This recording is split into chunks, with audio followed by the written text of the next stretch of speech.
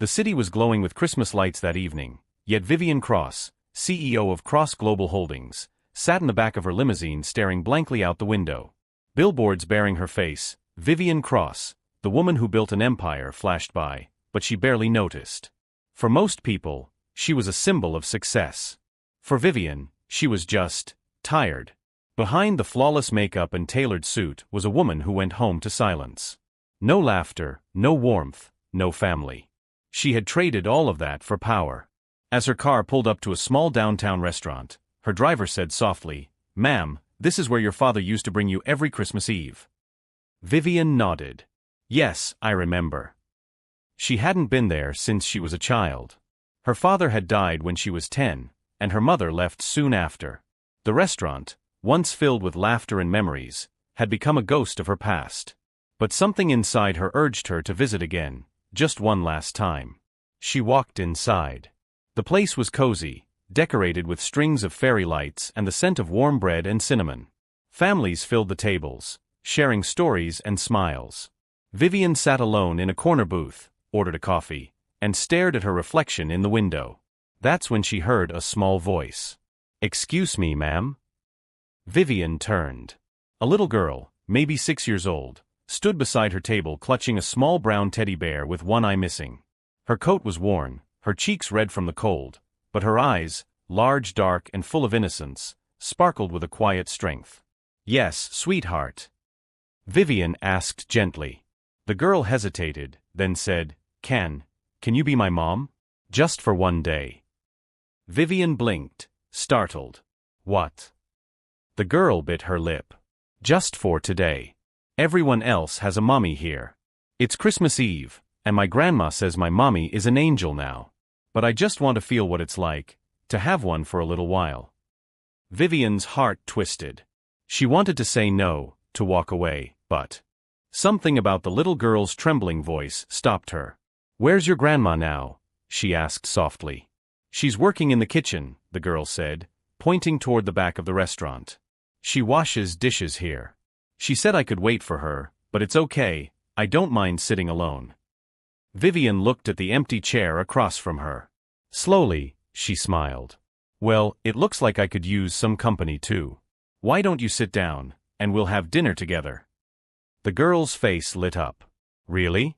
You'll be my mommy for today?" Vivian nodded. "For today." The girl climbed onto the chair, eyes shining.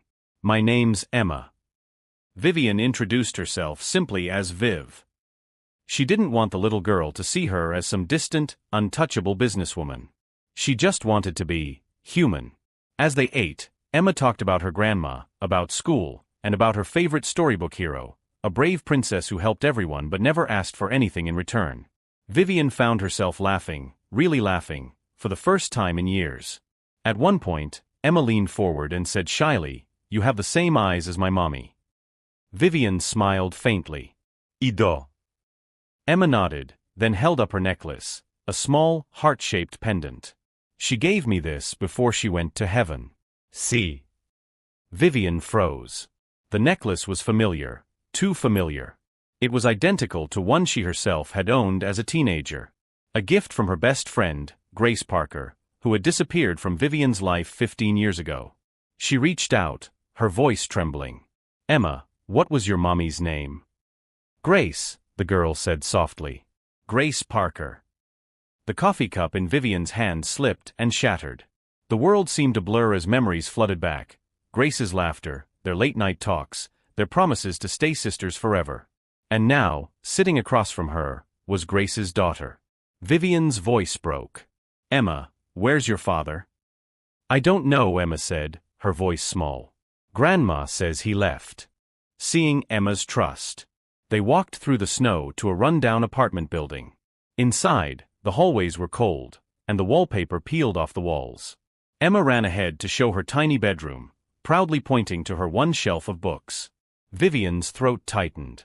This child, Grace's child, deserved so much more. Before leaving, Vivian handed the grandmother her card. "If you ever need anything, anything at all, please call me."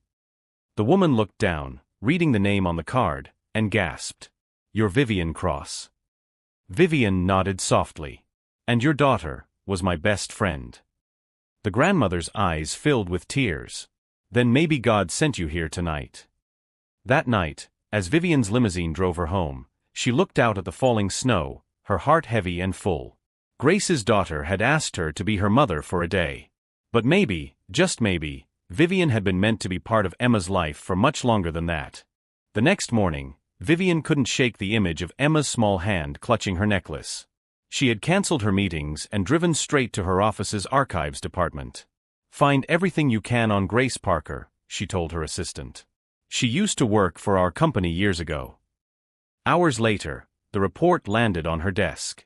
Vivian's heart ached as she read. Grace had indeed worked at Cross Global Holdings, as a junior designer, until a workplace accident left her injured. The company had quietly let her go with a small severance. Grace had spent years struggling afterward, raising Emma alone while working odd jobs. Vivian's chest tightened. She had been CEO at the time. How had she not known? Determined to make things right, Vivian returned to the small apartment that evening. Emma opened the door, beaming. You came back. Vivian knelt and smiled.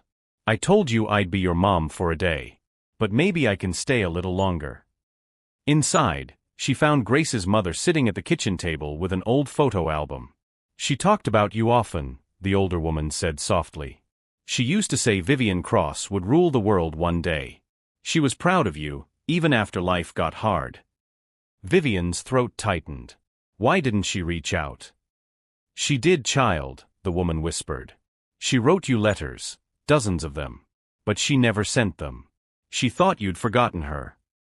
The woman handed over a small box of unopened envelopes. Vivian opened one. Dear Viv, I saw your face on a magazine today. I'm proud of you. Emma started walking today. I wish you could see her. She's got your confidence. I hope one day you'll meet her. Tears fell freely.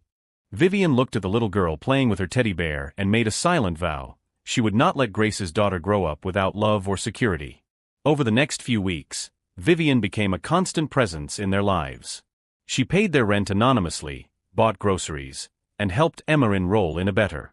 For the first time, the woman who had everything learned what it meant to feel complete. One evening, as they sat by the fire, Emma looked up at her and said, Mommy Viv. Vivian smiled gently. Yes, sweetheart. Emma touched her necklace, the same heart pendant Grace had once worn. Grandma says Mommy wanted you to have this someday. She slipped it off and placed it around Vivian's neck. Vivian gasped softly. Emma, I can't. But the girl interrupted with a whisper.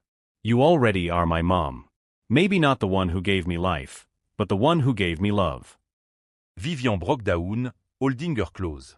In that moment, she realized that the greatest riches weren't built in offices or boardrooms. They were found in small hearts that loved without condition. A few months later, Vivian legally adopted Emma with her grandmother's blessing. The media called it the COS Christmas miracle. But for Vivian, it wasn't about headlines, it was about coming home. Every Christmas after that, they returned to the same restaurant. Emma would press her tiny hand into Vivian's, and together they'd hang a heart-shaped ornament on the tree, a tribute to Grace, the friend who had brought them together even after she was gone. And as snow fell softly outside, Vivian would whisper, Thank you, Grace. ILL, keep your promise. Always. Sparkles of this story touched your heart. Don't forget to like, share, and subscribe for more powerful true-to-life stories that remind us, kindness doesn't just change others, it heals us too. Cœur rouge.